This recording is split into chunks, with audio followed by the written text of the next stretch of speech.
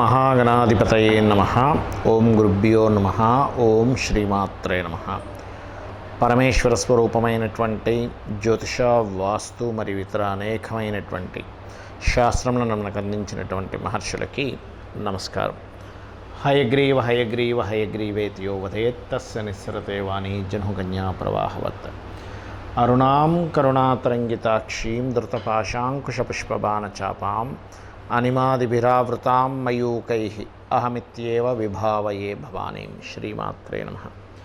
ప్రేక్షకులకి ఆ లలితాంబిక అమ్మవారి యొక్క అనుగ్రహం పరిపూర్ణంగా కలగాలని మనస్ఫూర్తిగా కోరుకుంటూ, మనము ఈ ఉగాది నుంచి ఆల్రెడీ మనం ఆదాయము, వ్యయము, రాజ్యపూజ, అవమానం గురించి వాటి గురించి మాట్లాడుకున్నాము. అయితే ఈ ఉగాది నుంచి ద్వాదశ రాశుల వారికి కూడా, లేదా ద్వాదశ లగ్నాల వారికి ఏ విషయాలు చేయకూడదు, ఏ విషయాలు చేస్తే బాగుంటుంది, దేవత ఆరాధన కానీ గోసేవ కానీ ఏం చేసుకోవాలి, అదేవిధంగా కొంతమందికి జాతకం ఉండదు, అలాంటి వారికి ఏ మంత్రం చేసుకోవడం ద్వారా అమ్మవారిది ఎటువంటి ఇబ్బంది నుంచి అయినా బయటపడతారు అనేటువంటి విషయాలు మనం ఇప్పుడు తెలుసుకుందాం. మరి వృషభ లగ్నము లేదా వృషభ రాశి వారికి ఈ సంవత్సరం చెయ్యకూడనవి ఏమిటి, చెయ్యదగినవి ఏమిటి గుర్తుపెట్టుకోండి. చేయకూడనివి ఏమిటి అంటే ఒకటే గుర్తుపెట్టుకోండి, రాజకీయ సంబంధించినటువంటి విషయాల్లో జాగ్రత్తగా ఉండాలి. వాటి జోలికి వెళ్ళకపోవడం మంచిది. రాజకీయాలు, షేర్ మార్కెట్టు, ముఖ్యంగా సంతానం కోసం ప్రయత్నం చేసేటువంటి వారు చాలా జాగ్రత్తగా ప్రయత్నం చేయండి. అయితే మీకు నెక్స్ట్ గురువు వస్తున్నాడు రాశిలోకి, దట్ ఈస్ డిఫరెంట్ థింగ్. పంచమ స్థానాన్ని చూస్తున్నాడు, కొంతవరకు గురుబలం పెరుగుతుంది. కానీ సంతానం కోసం చేసే ప్రయత్నంలో చాలా కేర్ తీసుకోండి. నేనేమి ఇక్కడ బ్యాడ్ చెప్పట్లేదు, కేర్ మాత్రమే చెప్తున్నాను. జాగ్రత్త అనేది చాలా ముఖ్యం. రోడ్డు ఉంది, అక్కడ నూనె పడింది, ఏం చెప్తాం, ఏమండి జాగ్రత్తగా నడవండి అంటాం. అంత మాత్రం చేత భయపెట్టినట్టు కాదుగా, మీరు పడిపోకుండా ఉండడానికి చెప్పినట్టు. ఇది అర్థం చేసుకోగలగాలి. మరి అదేవిధంగా కొత్త స్నేహితులు, ప్రేమ వ్యవహారాలు, ఇటువంటి విషయాల్లో చాలా జాగ్రత్తగా ఉండండి. ఇవి ముఖ్యంగా మీరు తెలుసుకోవాల్సినవి, జాగ్రత్త పడవలసినటువంటి అంశాలు. నిర్ణయం తీసుకునేటప్పుడు, మ్యాజికల్ ప్లానెట్ పంచమంలో ఉన్నాడు కదా, నిర్ణయం తీసుకునేటప్పుడు కొంచెం జాగ్రత్తగా నిర్ణయం తీసుకోవాలి. ఇదొకటి. అయితే ఈ వృషభం వారికి దశమంలో శని ఉన్నందుకు ఒకటి గుర్తుపెట్టుకోండి. దశమంలో శని ఉన్నందుకు, లగ్నంలో గురువు వచ్చినందుకు మీకు చేయదగినవి, అద్భుతంగా కలిసి వచ్చేవేంటో కూడా చెప్తాను. వివాహ సంబంధించిన విషయాలు అద్భుతంగా సమకూరుతాయి ఈ సంవత్సరం. అలాగే ఉద్యోగం వస్తుంది కూడా, కాకపోతే ఉద్యోగంలో శ్రమ ఉంటుంది. ఎందుకంటే శ్రమకారకుడు దశమంలో ఉన్నాడు కదా, కాబట్టి ఎటువంటి ఉద్యోగం వచ్చినా మీరు కాదనకుండా యాక్సెప్ట్ చేయండి. మొట్టమొదటిగా గుర్తుపెట్టుకోండి, ఇది ఖచ్చితంగా చేయండి. ఇంకొక గొప్ప విషయం ఉంది. ఏమిటది అంటే, ఇవాళ రేపు చూడండి, కొంతమంది ఆన్లైన్లో ప్రచారం చేస్తే అద్భుతంగా కలిసి వస్తుంది. కొంతమందికి ఎంత ఆన్లైన్లో డబ్బులు పెట్టినా ఎందుకో కలిసి రాదు. అర్థం కాదు, అసలు చేసే వాళ్ళకు కూడా అర్థం కాదు.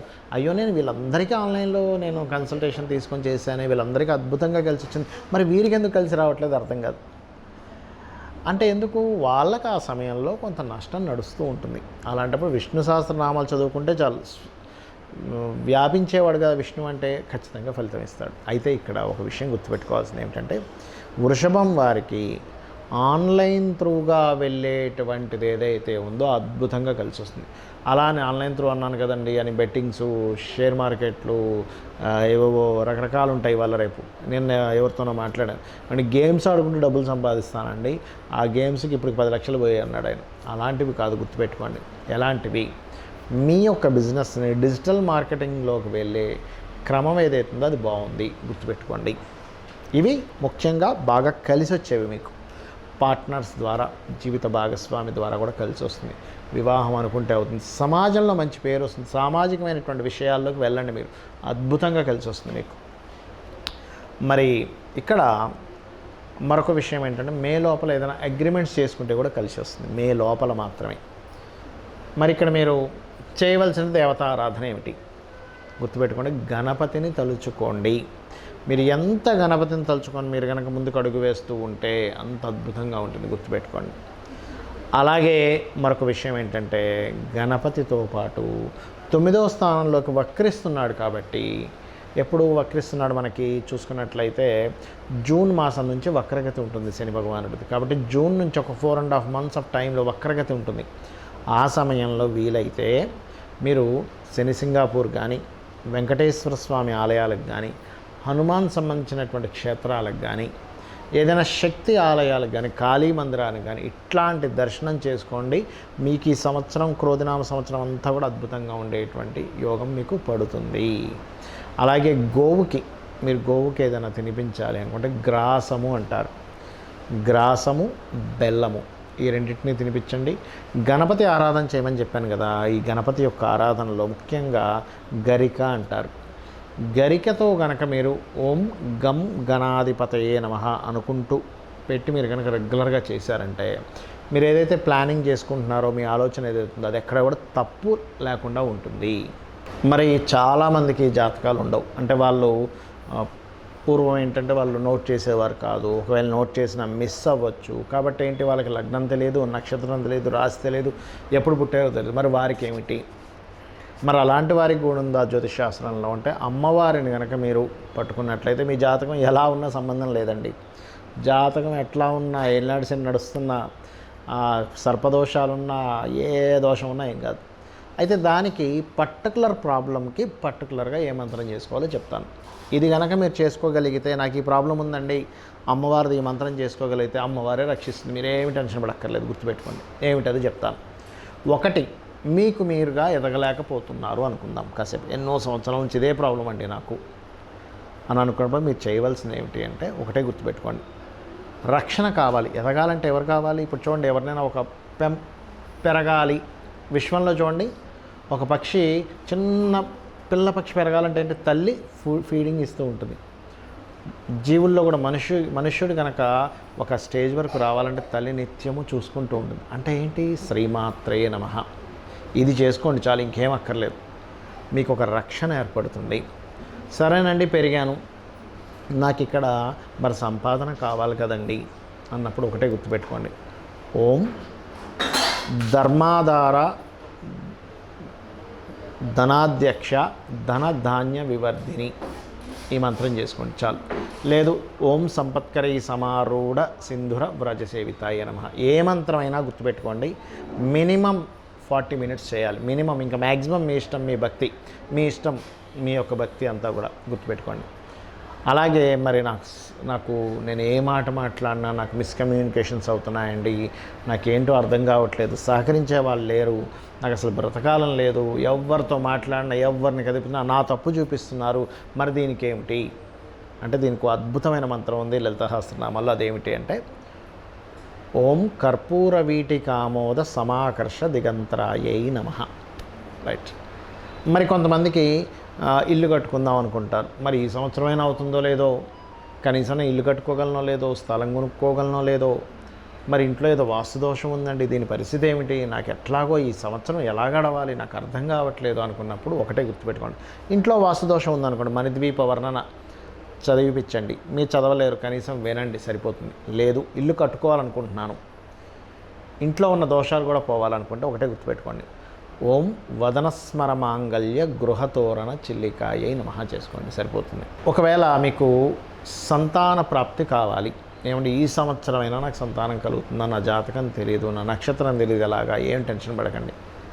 మీరు ఏం చేస్తారంటే, ఓం దిగంబర దిగంబర శ్రీపాదవల్లభ దిగంబర లేదా దత్తాత్రేయ చరిత్ర పారాయణం చేయొచ్చు. కుక్కలకి, మీ వీధి కుక్కలకి బిస్కెట్స్, బ్రెడ్ ఏదైనా వేస్తూ ఉండండి.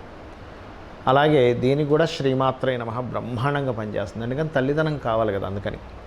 అలాగే రుణాలు ఎక్కువగా ఉన్నాయండి, ఈ సంవత్సరం ఏం తీరుతుందా లేదా, ఓం అపర్ణాయై నమః అద్భుతంగా పనిచేస్తుంది. అలా కాదండి, నేను కొన్ని సంవత్సరాల నుంచి వెయిట్ చేస్తున్నాను, వివాహం అవ్వట్లేదు, కానీ నా జాతకం తెలియదు, ఎలాగా జాతకంలో తెలిసినా కూడా ఎన్ని పరిహారాలు చేసినా అవ్వట్లేదు. భక్తిగా కనుక మీరు భక్తి శ్రద్ధలతో అమ్మవారిని తలుచుకొని, అమ్మ నాకు వివాహం అవ్వాలి, నువ్వు ఉన్నావు నాకేంటని చెప్పి మీరు కనుక చేయగలిగితే, మంత్రం ఏమిటి అని చెప్పి చూసుకున్నట్లయితే, కామేశబద్ధ మాంగళ్య సూత్రశోభిత కందరాయై నమః. మరొక కొంతమందికి వివాహం అయింది కానండి, మాటికి గొడవలు అవుతున్నాయి అన్నప్పుడు మీరు శివకామేశ్వరాంకస్త శివాస్వాధీన వల్లభాయై నమః చేసుకోవచ్చు. లేదా మందస్మిత ప్రభాపూర మధ్యత్ కామేశ మానస కూడా చేసుకోవచ్చు. అద్భుతంగా ఉంటుంది వాళ్ళ జీవితం అలా కనుక చేయగలిగితే. అలాగే మరి గండాలు ఉన్నాయండి, ఏం చేయాలి, నాకు ఫలానా గండం ఉందని చెప్పారు, ఆ గండం చెప్పారు, ఈ గండం, ఏం టెన్షన్ పడకండి. దుర్గా అమ్మవారు మిమ్మల్ని గండాల నుంచి బయటపడేస్తుంది. ఓం దుమ్ దుర్గాయ నమః గుర్తుపెట్టుకోండి. లేదా సుబ్రహ్మణ్యేశ్వర స్వామి అష్టకం చదువుకోవచ్చు.